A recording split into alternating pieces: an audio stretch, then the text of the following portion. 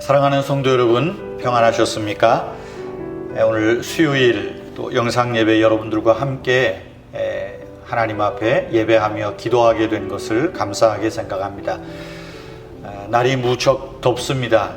여러분, 더운 날 또 외출 조금 자제하시고, 또 코로나 대확산 중에 있습니다.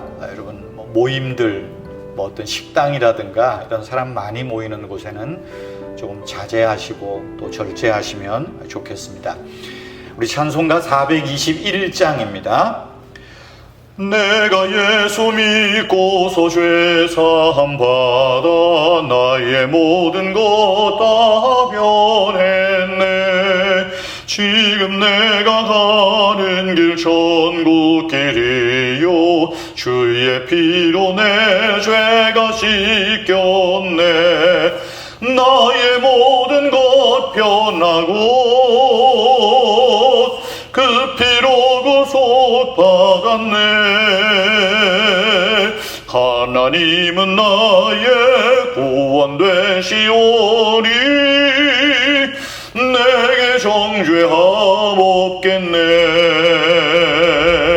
주님 밝은 빛 되사 어둠 해치니 나의 모든 것 다 변했네. 지금 내가 주 앞에 온전케 되면 주의 공로를 의지함일세. 나의 모든 것 변하고 그 피로 구속 받았네. 하나님은 나의 구원 되시오니 내게 정죄함 없겠네. 내게 성령 임하고 그 크신 사랑 나의 맘에 가득 채우며 모든 공포 내게서 물리치시니 내 맘 항상 주 안에 있겠네. 나의 모든 것 변하고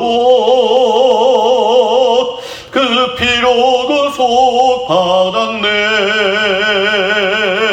하나님은 나의 구원 되시오니 내게 정죄함 없겠네. 3절이요. 내게 성령 임하고 그 크신 사랑 나의 맘에 가득 채우며 모든 공포 내게서 물리치시니 내 맘 항상 주 안에 있겠네. 나의 모든 것 변하고 그 피로 구속 받았네. 하나님은 나의 구원 되시오니 내게 정죄함 없겠네.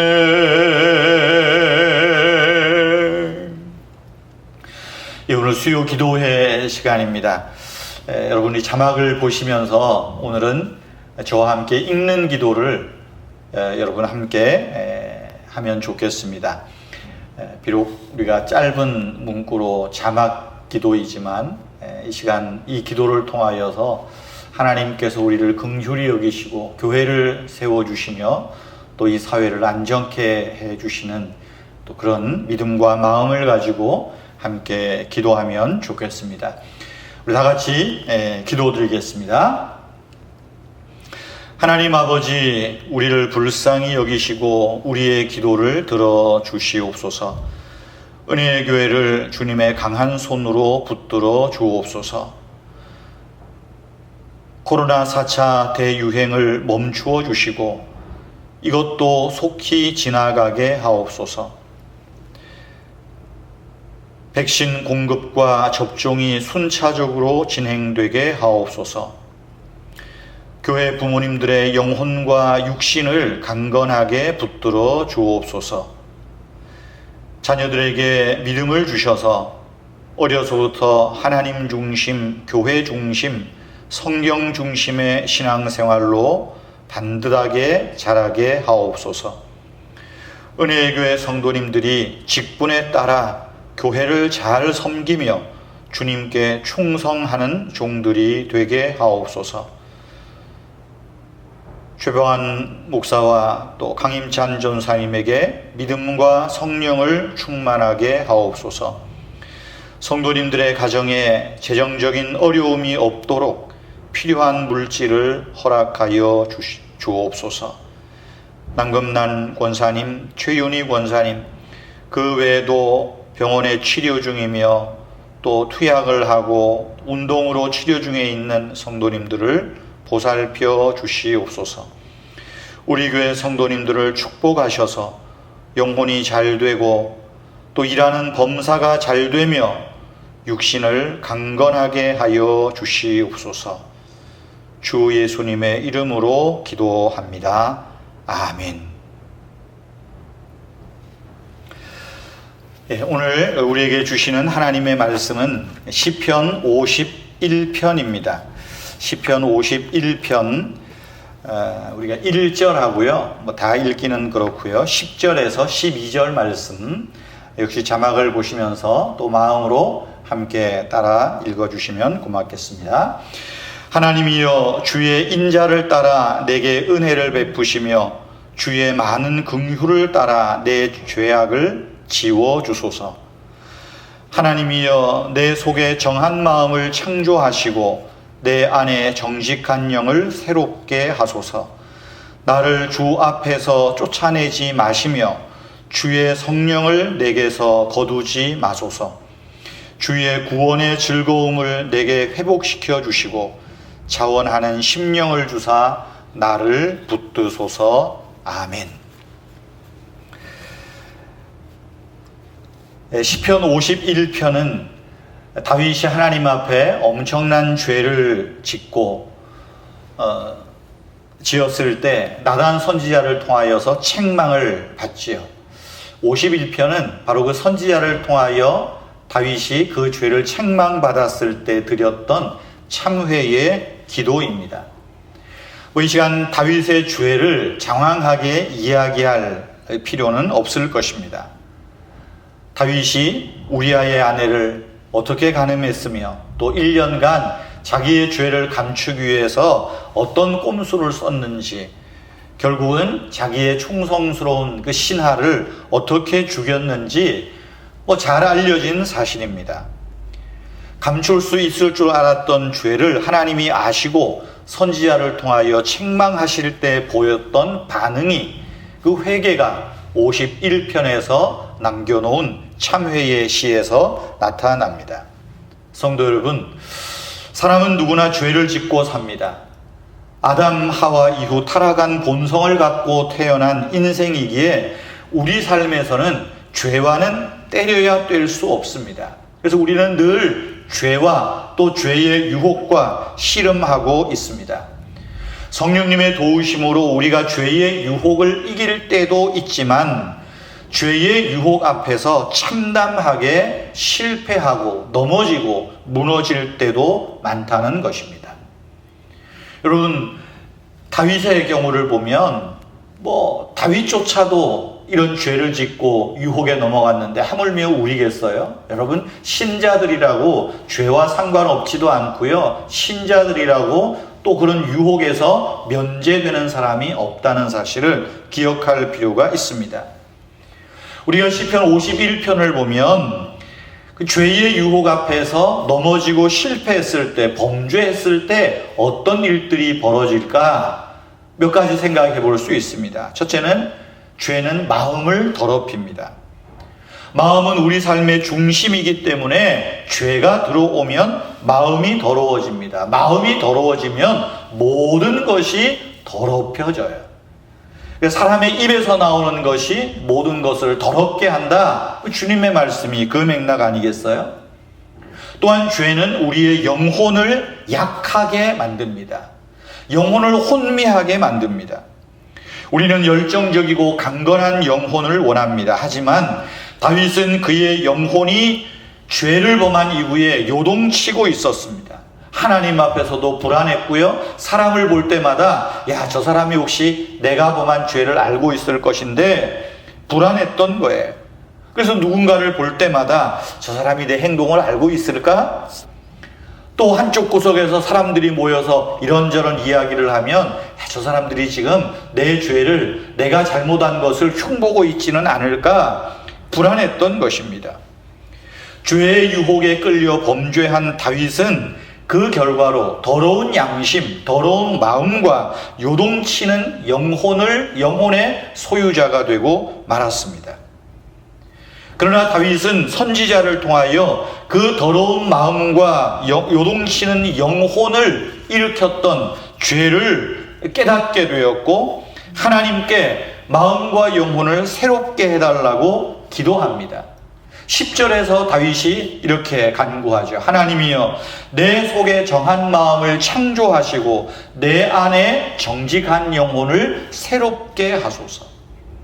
자기의 마음이 더럽혀지고 영혼이 요동치는 이 자기의 지금 절박한 상황을 하나님 앞에 고백합니다. 하나님, 내 죄로 인하여 내 마음이 더러워졌고 내 영혼이 혼미하오니 이제 정한 마음을 창조하시고 내 안에 정직한 영을 새롭게 하소서. 하나님은 우리의 새로운 마음을 창조하시고 강건한 영혼을 주실 준비가 되어 있습니다. 언제 말입니까? 우리가 내 죄를 변명할 때가 아니라 죄를 고백할 때 그렇게 하십니다. 하나님은 우리 죄에 대하여 나는 내 죄에 대하여 변명하기를 원합니다. 그러나 하나님은 우리의 변명을 원하지 않으세요. 참회를 원하시고 고백을 원하신다는 사실입니다. 다윗은 자기의 죄를 고백했고 연단의 고통을 겪어야 했습니다. 그러나 하나님은 그의 마음을 깨끗하게 하셨고 그의 영혼을 강건하게 하셨고 그 속에 무언가 새로운 것을 창조하셨다라는 사실입니다. 세 번째로 우리가 죄를 범할 때는 또한 하나님과 친밀한 교제를 잃어버립니다.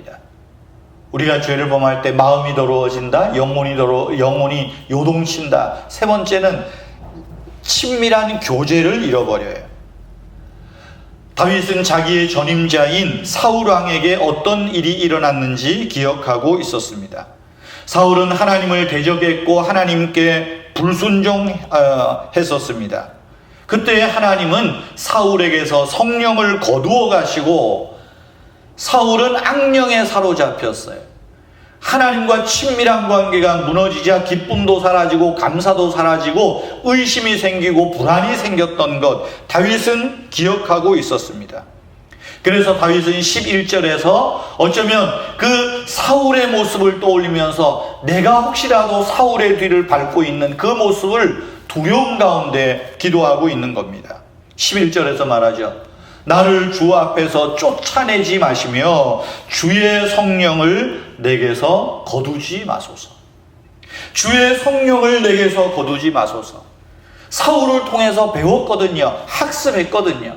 주의 성령이 떠나면 악령에 사로잡힐 수밖에 없다는 것을 다윗은 알고 있었습니다. 때문에 하나님, 내가 이 죄를 고백하오니 나에게 성령을 거두어 가지 마십시오. 기도하는 겁니다. 여러분, 우리가 예수님을 믿고 하나님의 자녀가 되면 성령께서 우리 삶 속에 들어오셔서 우리의 구원을 이루어 가십니다. 구원을 확증하십니다. 성령님은 우리가 하나님의 자녀인 것을 알리는 증인이시고 또한 우리가 그리스도에게 속한 자녀임을 확신시켜 줍니다. 그러나 죄를 범하면 우리는 복의 근원이신 성령님과의 친밀함을 잃어버리는 거예요. 그리스도인 됨의 모든 것은 성령님과, 즉 하나님과 친밀한 교제에 달려 있습니다. 다윗은 자기가 우리아의 아내를 범하고 충성스러운 신하인 이 우리아를 살인했던 그 죄로 인하여 이 하나님과의 친밀함이 가로막혔죠. 얼마나 괴로웠겠습니까?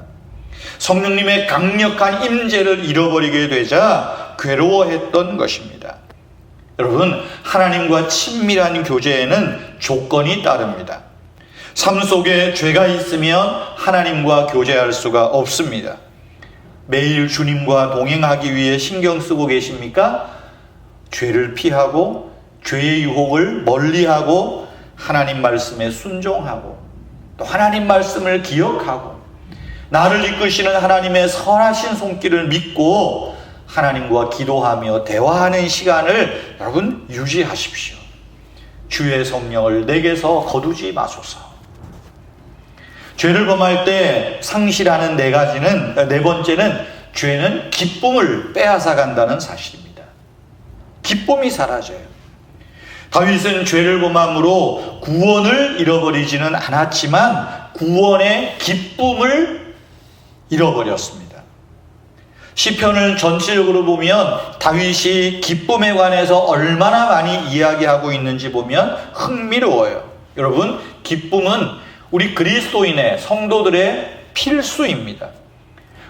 기쁨은 우리가 진정으로 거듭난 구원받은 사람의 증거이기도 합니다.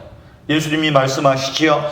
귀신들이 너희에게 항복하는 것으로 기뻐하지 말고 너희의 이름이 하늘에 기록된 것으로 기뻐하라. 우리의 기쁨의 원천은요, 하늘에 내 이름이 기록되어져 있다는 거예요. 이 구원은 잃어버리지 않아요.